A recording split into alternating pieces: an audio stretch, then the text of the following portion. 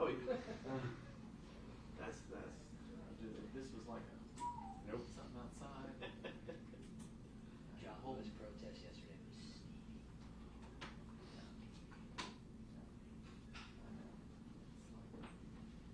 Protests always seem to happen in the heat of the sun. They couldn't have them in mild October or anything like that. They gotta have it on the hottest or the coldest. Right. right. John couldn't have held out for 3 more months. Right. Was it? It looked. I saw y'all's, everybody's coverage. Yeah.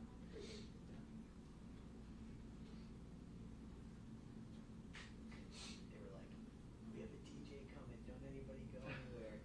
The thing ended at 7. This guy rolls in at like 6:15, sets up his stuff. The second he gets to set up, it starts raining. Then we play the song.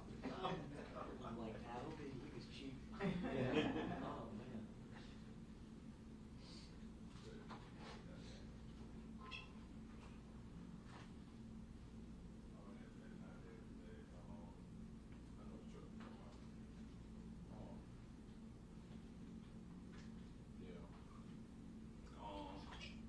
You can send it to me.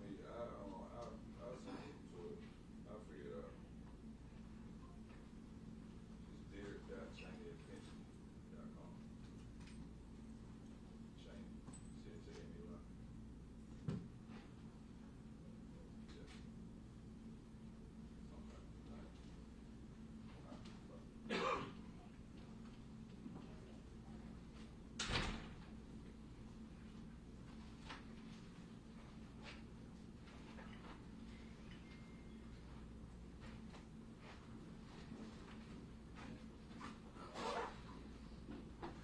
How we doing, guys?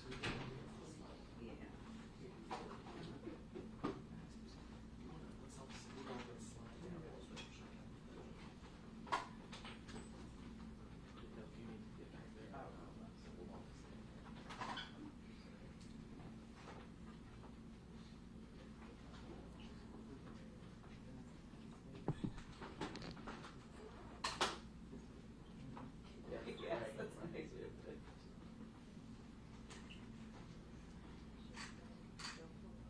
If you get me, make sure to find Oh, it. yeah. I haven't found it yet, but if you find it's cooler down here.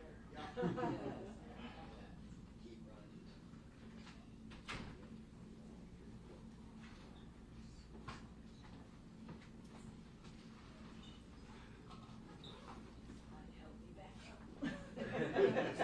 So I hate coming down.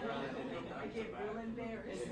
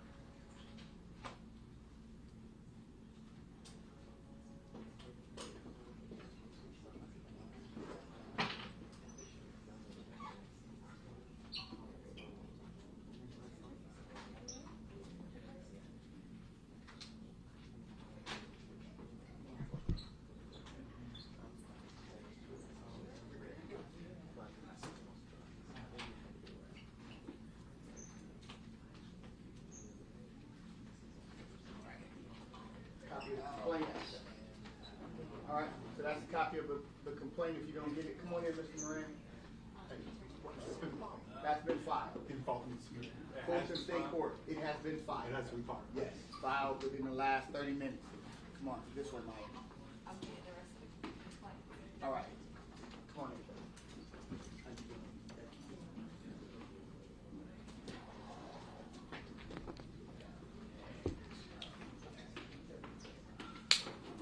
Is there enough?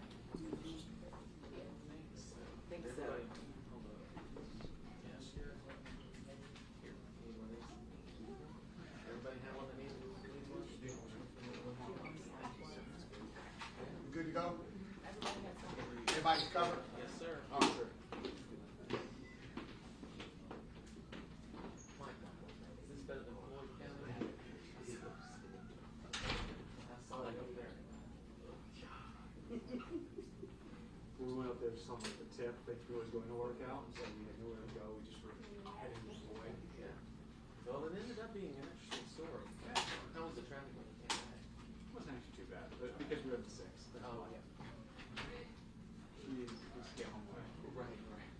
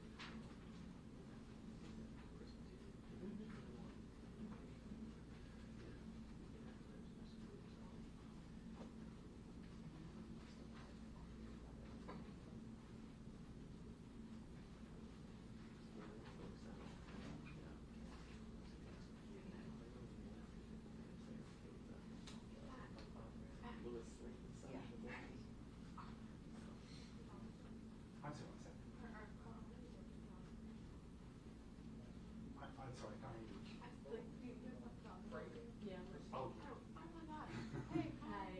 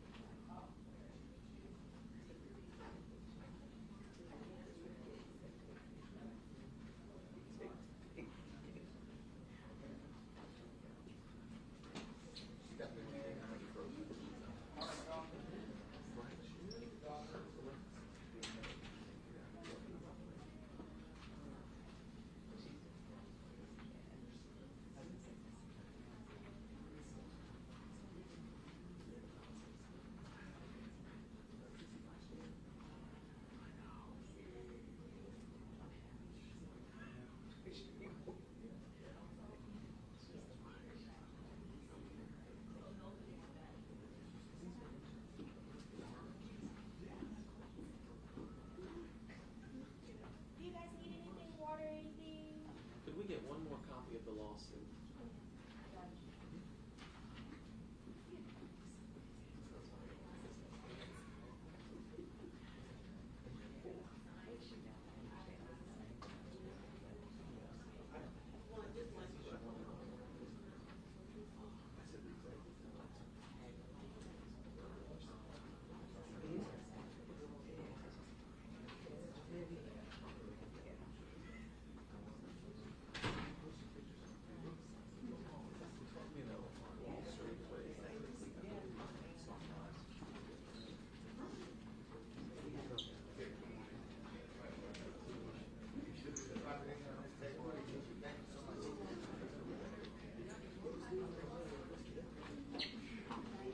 That food was not for y'all.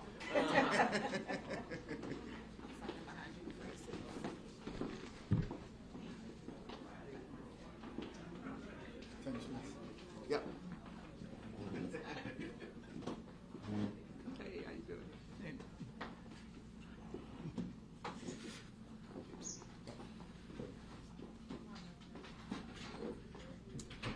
Darlene, can we get you and Derek here?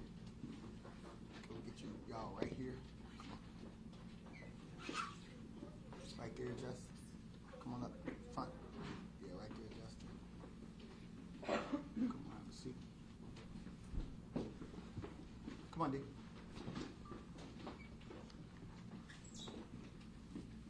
Right here.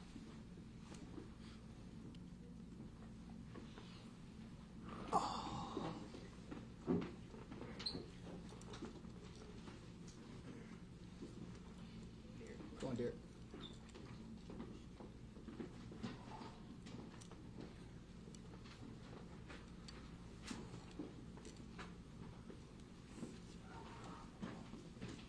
Maya, can you get my glasses? For a minute, conference.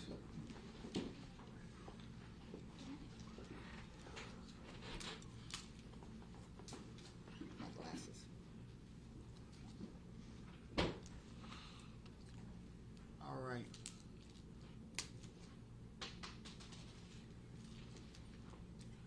Good afternoon, everyone. thank you all for being here this afternoon. My name is Mawuli Davis. I am the founding partner of Davis Bozeman Law and our senior trial partner. And we are joined by the family of Cornelius Taylor. We have his son here who has traveled from Michigan, his mother here, the mother of Justin Garrett. We have both his sister and brother who are present, and then we have our legal team as well as community organizers that have been a part of this effort over the last 6 months. And so we began this journey for justice for Cornelius Taylor, and this family has been very clear from the beginning that this was bigger than a civil lawsuit. This was more important than just the filing of a civil lawsuit and waiting to see what happens with a verdict or a settlement. But what this really was about was full justice for Cornelius Taylor and his community. And this family has, through their example and what we call witness, have demonstrated their commitment to full justice. They have been involved in the feeding, the cleanups. They have continued to go out, meet people who knew their brother in life, to support those individuals, those neighbors of Cornelius Taylor on a daily basis. And then most recently, when this coalition, Tim Franson, Nolan English, and others have committed to building a relationship with the residents of Old Wheat Street so that they could facilitate a humane, dignified relocation of an entire community. Because oftentimes, as a community and as a city, and even as a country, we tend to individualize our unhoused brothers and sisters. But they come together like all human beings, in coalition, in community. And so they came in community, and that community was the Old Wheat Street community. And that was the community that Cornelius Taylor lived and unfortunately died. And today, we will have the beginning of a legal reckoning around his death. And so the phase one for this family was to help ensure that his community was safely relocated. And I'm going to allow them, after we talk about the lawsuit, where we are in phase one, because phase one is not complete, despite what you may have seen in the news and on social media that has been put out. Phase one is not complete, and we will not rest until it is complete. Phase two is this civil action that we have, that we're bringing forward. So I would like our managing partner, Attorney Robert Bozeman, to share his thoughts about our representation and about this lawsuit that Attorney Harold Spence has crafted, and we'll talk a little bit more about Attorney Spence before he goes over the suit. Attorney Bozeman. Thank you, Attorney Davis. Good afternoon, everyone. I'm Attorney Rob Bozeman, and I'm the other founding partner of Davis Bozeman Law Firm, and I also serve as the managing partner. I want to thank you all for being here today to share this moment. This is a very important moment, not just for our firm, but most importantly for the Taylor family. And so we thank you for being here today and for standing with us as we stand with this family. This lawsuit today is more than just about Mr. Taylor. It is about Mr. Taylor, but it has wider implications. This lawsuit is going to challenge the government's policies, their practices around how they treat the unhoused, not only in the city of Atlanta, but in the state of Georgia and throughout the country. The practices that we've seen from the government, including the city of Atlanta, treated Mr. Taylor and treat other unhoused individuals as if they were invisible or indispensable or dispensable, or even not worthy of dignity.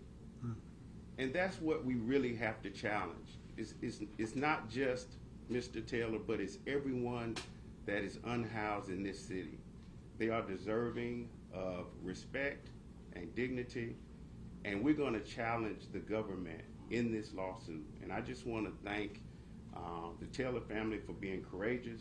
I also want to thank this team of lawyers and community activists that are behind us. And I want to thank Attorney Spence, who is our lead complex litigator. You may know him from other cases here in the city and throughout the state, but he's crafted an excellent lawsuit that we're going to file today, and we're going to seek justice for Mr. Taylor, for other unhoused individuals, and we won't stop until we reach our goal. Thank you. Thank you, Attorney Bozeman. Attorney Harold Spence, and I say this often, we are very blessed as a law firm to have one of Georgia's leading minds, a person whose legal imagination is really beyond the scope of what most lawyers think. We tend to think totally within the realm of the legal parameters, but fortunately Harold Spence thinks beyond that, because he sees this fight as a fight for full justice and a fight to, again, as Attorney Bozeman lifted up, to challenge the government. And the reality is that there aren't a lot of law firms who seek to challenge the government, because the government is the government, and it's a lot. But Harold has the courage, the legal creativity to bring forward this, what we call accountability action. This is about holding the powers that be accountable for the way they were rushing to clear a community out. And he can talk more about it, but this was allegedly an emergency clearing, which we believe contributed to the death of Cornelius Taylor. And so with that, I'd ask that Attorney Spence go over some of the highlights of the lawsuit that has now been filed. This lawsuit has been filed. It is official. It is moving forward, and we look forward for our opportunity to challenge the entire city of Atlanta and the government. And we were hoping that this wouldn't be necessary, but unfortunately, our attempts to try to resolve this short of filing a lawsuit it was just not possible. And so here we are. So with that, Attorney Harold Spence, our senior partner here at Davis Bozeman Law. Good afternoon, everyone. Yes, my name is Harold Spence. I'm a senior partner here at the firm, designated as such, I suspect, because I'm the oldest partner at the firm. Sometimes, and let me also thank my law partners for their very kind and truly undeserved words. Thank you so much. As lawyers, we look at things very legalistically often. But sometimes when you hear a set of facts about a tragedy or calamity that has occurred, you just say to yourself, this is absolutely wrong, and there has to be a legal remedy. So when we heard about the facts of what happened to Cornelius Taylor, they rang out as something that just sounded wrong. The city is clearing an encampment of the unhoused. There is a tent on a public street which city officials knew was occupied by an unhoused individual. You're bringing heavy equipment to clear this encampment. So you're using this heavy equipment to flatten and crush these structures. Some were tents, some were other makeshift structures, so that they would be easier to remove. A basic safety check would seem to be, before you crush a tent where you have reason to suspect that a human being lives and may be inside, is to take a few seconds to open the tent to see if anyone is inside the tent. That wasn't done in this case. And so a tent that was occupied by a human being was crushed by this heavy equipment. That's obviously wrong. Nobody looked inside the tent. If someone had looked inside, had taken 10 seconds to do so, this tragedy could have been averted. And if you don't know what's inside, you don't crush it. What could be simpler than that? So legally, with the wrong that occurred being so obvious, it would seem like this is as easy a case as you could ever have. But we know that when you're suing a municipality, that is not the case. Because the law provides all kinds of protective immunities for municipalities. And a municipality generally cannot be sued unless it's sovereign immunity, meaning you can't sue the king unless its sovereign immunity is waived by the Constitution of the state of Georgia or by a statutory enactment of the General Assembly. So the circumstances under which you can successfully sue a municipality are very limited. So despite the wrong of this being so obvious to us, we knew that those working in the law department for the city of Atlanta would immediately begin to focus on immunities, ways to escape legal liability, not ways to come to the table to try to make this right, but to look at how they could invoke all the immunities that the law provides for government to escape responsibility in this case. So in crafting this lawsuit, and I want to emphasize, it wasn't just me. I might have been the principal drafter, but the collective thinking of a number of individuals at this firm and the collective wisdom of decades of experience from the lawyers in this firm went into the drafting of this lawsuit and the crafting of the strategy. So we had to figure out a way, how is it that you sue the city of Atlanta and hopefully successfully and not come up against these multiple immunity roadblocks? So I talked to you about being able to sue a municipality when a statutory enactment has waived the sovereign immunity of the municipality. Statutory law in Georgia says that you can sue a municipality for neglect, improper performance, or unskillful performance of its ministerial duties. And a ministerial duty is simply a duty that is exercised for the common benefit of the public. The law has said that one of those ministerial duties is the duty of a municipality to keep its streets safe of defects so that you can have travel promoted. And defects under the law have been determined to be a number of things. Physical obstructions in the street, obstructions overhanging a street, obstructions adjacent to a street. So we wanted to employ the strategy that would allow us to pursue the city of Atlanta for this obvious wrong. So we take the position in the lawsuit that clearing that encampment was part of the city's ministerial duty to keep that street open for travel. And so that's as simple as it gets. It's a ministerial duty that the city has, and so we believe that affords us an avenue to sue them. But when exercising that ministerial duty, a city can't do it with neglect, can't do it improperly, or can't do it unskillfully. In this instance, we think that all of those standards were met. Mr. Taylor's tent was cleared with neglect, it was cleared improperly, and it was cleared unskillfully.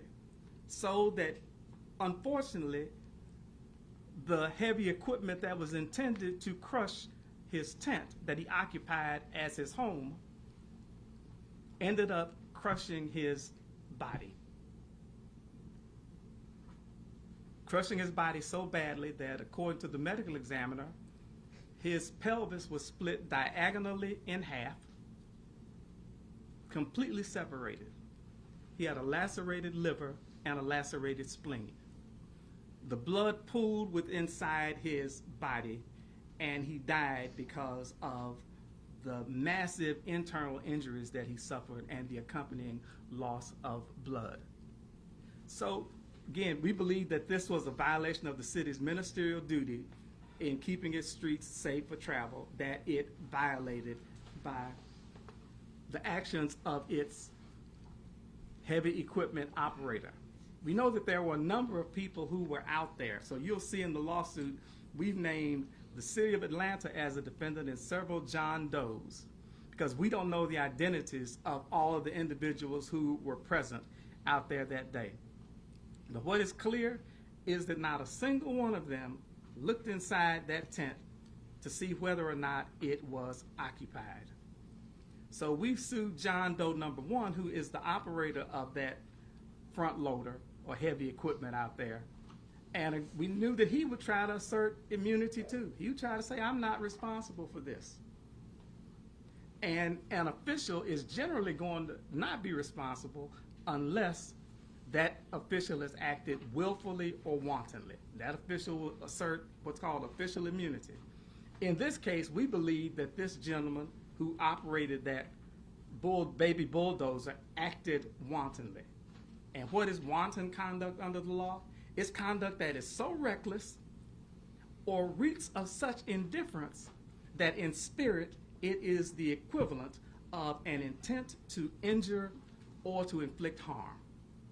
That's what wanton conduct is. And so when we're talking about being reckless, what act could be more reckless than failing to look inside a tent that you have reason to believe may be occupied? Mm-hmm. So we believe that the operator of the heavy equipment won't be able to assert immunity either. That was a ministerial act on his part, and a ministerial act would make him liable. And under the law, a ministerial act is something that's simple, absolute, and definite. And all you have to prove is that certain circumstances exist, and then you have to act. If A, then B. If you're going to flatten and crush the tent, you must look inside the tent. If A, if B. Simple, absolute, definite. So we believe that the operator can't get out of liability. We've also sued the city of Atlanta for its failure to properly supervise the operator of this heavy equipment. Under the law, the failure to supervise or properly supervise somebody undertaking a ministerial duty, that simple, absolute, and definite duty, is in fact a ministerial act itself. So we've tried to plead this lawsuit in a way to get around the immunities that we know that the city might try to assert.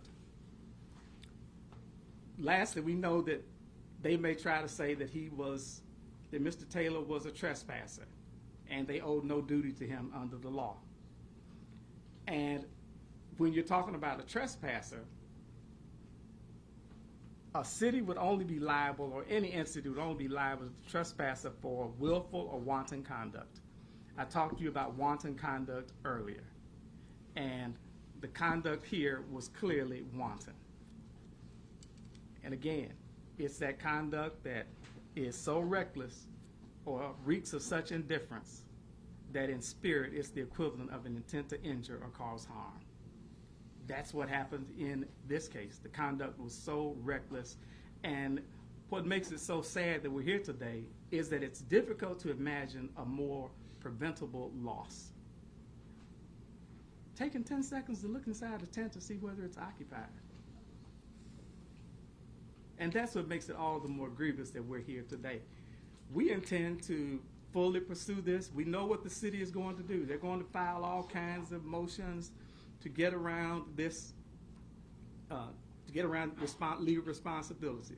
They're going to assert all kinds of immunities, because the last thing they want is for a group of 12 citizens sitting there in a courtroom to hear this case while they struggle to explain why nobody took the 10 seconds that it would have taken to look inside that tent and avoid Cornelius Taylor's death.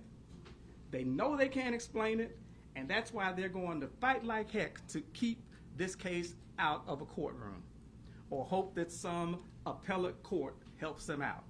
Because they have to know that 12 citizens of this community, and this lawsuit was filed in Fulton County, listening to this case, will reject any explanation they can offer, because they can't explain why they didn't look into this tent and save Cornelius Taylor's life. And so I look forward to this continuing part of the journey for justice as our legal team, along with our senior trial partner, Maoli Davis, and if this case gets to trial, they won't want to see him, I'll tell you that. This is who they will not want to see. But if it does get to trial, this is exactly who they'll see, and we'll hold them accountable for the harm that they did that they cannot repair. Thank you, Harold. And you all have just received a legal class. You'll get a credit, a law school credit, because what he just taught again gives you an example of the legal scholar that he is. I want to again center the family. They're going to share their thoughts and concerns, and I just want again to remind you that this has been in phases. The first was the community engagement to try to get his community safely, humanely relocated. That is an ongoing battle, and these organizers can attest to that. And this family has been there every step of the way. You've met his son, Justin, and his brother and sister who have been here and who know the difficulty and the challenges of trying to get a loved one who is unhoused into stable housing. All of the barriers that they were met with as they reached to Cornelius and continued to try to assist him to become self-determining and self-sustainable again. And so I'd like for Darlene Cheney to share her thoughts about where this entire journey for justice is, because I know there'll be some who want to just narrowly tailor this to, this is just a lawsuit. It's much bigger than that. It always has been, and for us as a firm, it always is. It's never just, let's just get a lawsuit filed. It's always, how can we change the system that causes the death of our people in the way that we have recently seen and in other instances. So Darlene. Hey guys. As we all know, this was totally avoidable. We're here just because someone, in my own personal opinion, was lazy. They chose to not fulfill the obligations of their job by checking to see that my brother was there. And I've told many of y'all plenty of times, this could have been anybody in your family. It was fortunate for y'all, it was for me. It was my brother. This isn't about the lawsuit. It never was about the lawsuit. This was about trying to make sure this doesn't happen again. They can't be intense on the street. We get it. So let's get them in housing. This is what we've been aiming to do as the coalition for Cornelius Taylor. But we can't do it alone. This is something where we need the city to help. Phase 1 was about getting them off of the streets, getting them in 4 walls with their key, but also wraparound services. So they need to be fed, they need to have their ID, and ID, as we all know, without your ID, you're no one. You're no one, really. Police pulls you over, who are you? I can't prove it. So getting an ID was one of the hardest things for Cornelius, and I would try to help him, but it's hard. You don't have your documents. You need help from the government. Like, it's a lot of red tape. And right now, one of our biggest issues is we had about 30 people, I believe, downtown on Old Wheat Street that we were trying to get housed. The city's making it hard. Right now we have about 8 people still that the coalition is housing in a hotel. It's not feasible. But Welcome House, they actually have let it be known that they have the beds for our 8 people, but the city has red tape. So I really am calling on the mayor to make the phone call, cut the tape, help us out. It starts here, but this picture is so much bigger than this moment. It's so many other people that need the same thing. But if we can get this taken care of now, we can handle all the rest. But we're trying to set the table for a better Atlanta, hopefully a better America, because we're not the only ones with this problem. But I thank you all for being here, and I hope you're never in my shoes. So if y'all can help me, talk to the city, see if they can help us. Let's help each other.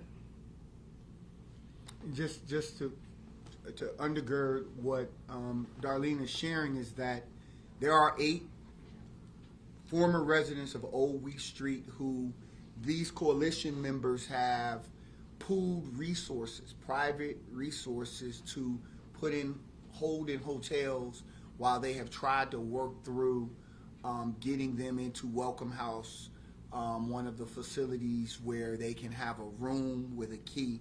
And that was always Derek, Darlene, Justin, Kristen. They've been saying they've got to have a key. They've got to be able to go into a space and not in a shelter. And just for people who don't understand the difference, a shelter is you go in the morning, and at 5:30, 6 in the morning, you have to get up. You have to go out, and then you have to take all of your belongings with you, and then you have to try to come back, stand in line, and get back in. Hope to get back in. Hope to get back in. And so this has been such an educational process for our entire firm about the real serious challenges that our unhoused brothers and sisters have. And so we encourage volunteers, people to go out, volunteer your time. Don't just look and walk past people anymore. These are human beings. And I would submit that part of the reason that they didn't bother to get off that front loader or go into that tent is because we have been almost socialized to be repulsed and repel and back away from our unhoused brothers and sisters.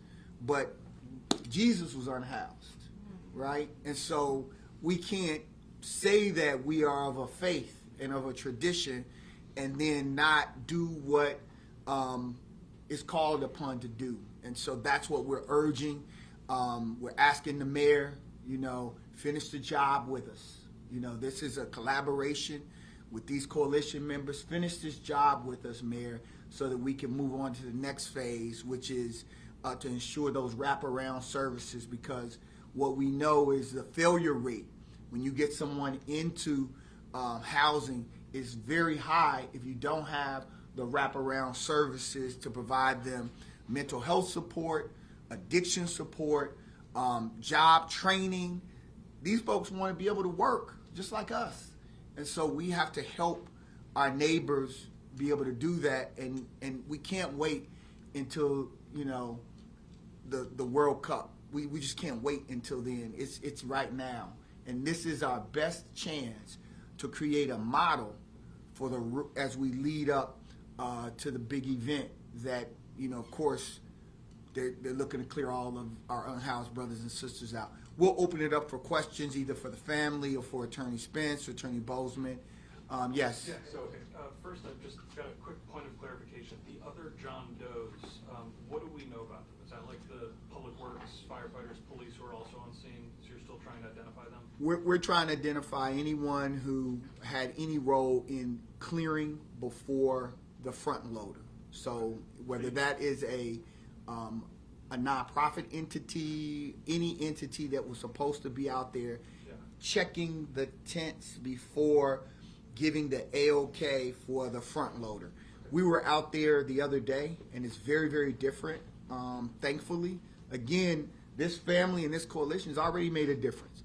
There's like a 3-step check-off now for what they, once we were able to help move the Old Wheat Street residents on last Thursday, they have firefighter go in and they do the heat sensing to make sure that there's nobody. They have police do a clearing, and then they have, I think, a third person that does a clearing before they spray paint it and then they, remove it. So that's really the heart of my question. Is I think something you mentioned, Mr. Bozeman, was that this is bigger than just a wrongful death suit. This is bigger than getting damages. You want to challenge the policies that enable this kind of clearance operation. Now, the city says, and as you've just attested, the city has, to some extent, reformed its policies. How far are we looking to go? Is this, I know the Justice for Cornelius Taylor Coalition says stop the sweeps entirely. Is that the goal, or well, what's the big picture? Here's what we all, I think, are clear about. Where are you sweeping them to? Well, when you say sweep, what does that mean? that's not a public policy solution. When you just sweep people, that means you're going to move them from one place to another. No, what we have been advocating for, what this coalition, Nolan English, Tim Franson, and others have been advocating for is we have to get them housing first, where they are in a place where they can just be at peace. And they can just be stable. And then they have to have wraparound services. That's just common sense. Everybody could understand that if you're out there, you may have mental health issues. You may have substance abuse issues. You may have a lack of education, literacy, job training. How does this work? You know, like you just get to sweep people from one camp to another. That is not a solution, right? That is just window dressing, and we can't tolerate that as a community. We have to say we're really truly committed to some solutions. So that's what the coalition's advocated for. That's what this family has advocated for. They were there on Thursday helping with the move. They saw Cornelius's friends. His family. That's his other family. Community. Yeah. They saw him crying. They were grateful. I mean, but wouldn't you be? To come off the streets, you can go take a shower every day. You can, well, we're trying to feed them every day. But they get to be you. They get to be normal to what society sees. And outside of losing my brother, that was the first time I really felt like, oh, is this why he was killed? So other people could help? There has to be one. There always has to be one. I guess he was the one. But we're trying to help people. And we're going to help people, regardless. It might take some time, but we're going to change lives. And I hope y'all help. And building off that, I mean, it's been 6 months and a day since you lost your brother. I mean, can you just walk us through it? Has it been, what has it been like as you've gone through this, losing your brother? You know, I've lost my mom before, and I thought, lost a parent, you can lose anybody. But this hit totally different. It's a sibling. This is somebody you've been with your entire life. Well, I was the youngest, so my entire life. And it wasn't until, I think I told you, like, it was 2 Sundays ago, it was the first time it truly hit me. I guess it finally got silent. I was finally by myself in my thoughts. And I cried for, it was well over an hour, just couldn't stop because it was a Sunday. He called every Sunday. He called, well, plenty of Sundays. And the phone didn't ring. I didn't get to be annoyed. And I'm just stuck with one now, you know? So when you're a girl, you have 2 brothers, you're usually annoyed a lot, and now it's a little less annoyance, and it hurts. I miss it. No day is the same. But I'm just hoping that this will kind of help fill a piece of the void that will be forever now. I had a question about the ministerial duties argument. Is this something new that your law firm has discovered to get around sovereign immunity, or is this something that has been argued perhaps in similar cases? It's not new. It's a creature of statute. There is a statute that the General Assembly passed that makes a city liable for violation of its ministerial duties when it is neglectful, performs those duties improperly or unskillfully. So again, we would be otherwise foreclosed from suing the city in the absence of a constitutional provision that would allow us to do so, or a statutory enactment that would allow us to do so. So we're relying on the application of an existing statute. Has this path been used successfully, though, to sue a city? Sure. Yes. This isn't, I think it's important to note, though, this isn't the, you don't see it often, right? This isn't common practice for the suit to be drafted the way Attorney Spence drafted. And I think, again, it speaks to his level of research and scholarship around this issue. So this isn't, you know, you don't see these filed on every corner. This is, it's unique, but it is not unprecedented. Another legal question for you guys. This is one of the first bigger civil lawsuits since the legislature passed tort reform overall.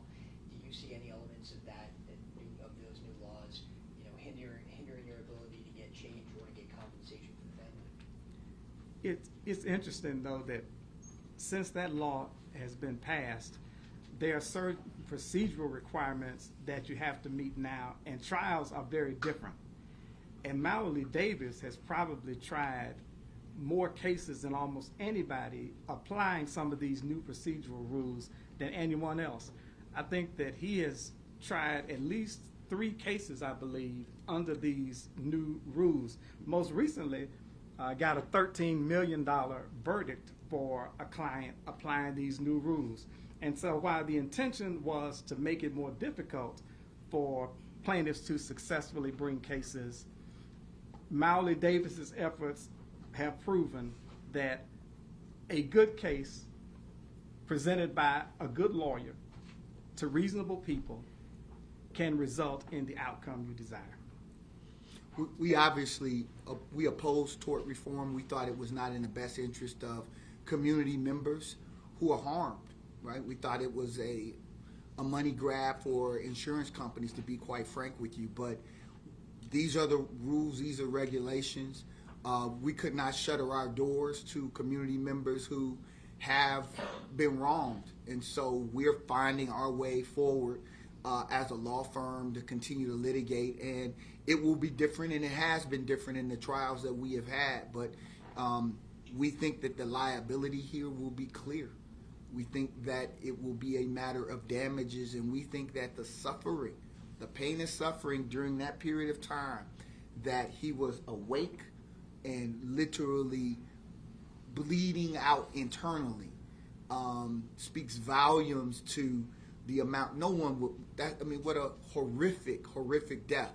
And we think that jurors will be able to understand that in a very significant way, in a way that we hope will send a message to every city in America. This is not the way to do it. Is there anything you're encouraged by in terms of city policy? Because I know the coalition was working closely last week with the city, with the coalition to get people into housing. Are there any bright spots, things that the city is doing that you're encouraged by? And also, what do you think about task force recommendations as well? Could you comment on that as well? The task force recommendations, unfortunately, several of our closest coalition members had to resign from the task force, because how can you fix something if you're going to promote the exact same strategy? If the exact same, what's different about it? If the task force essentially is ratifying what has already been done, what's the difference? And so what we are clear about, and what I am personally clear about after having spent time with these organizers who have taught us the intense level of need that our unhoused community is, we have to really invest in the wraparound services, and that isn't one case manager. I mean, it requires a lot. Kristen Tolliver from our office has been essentially embedded. She's almost lived at the hotel where the 8 residents are. She's been over there every single day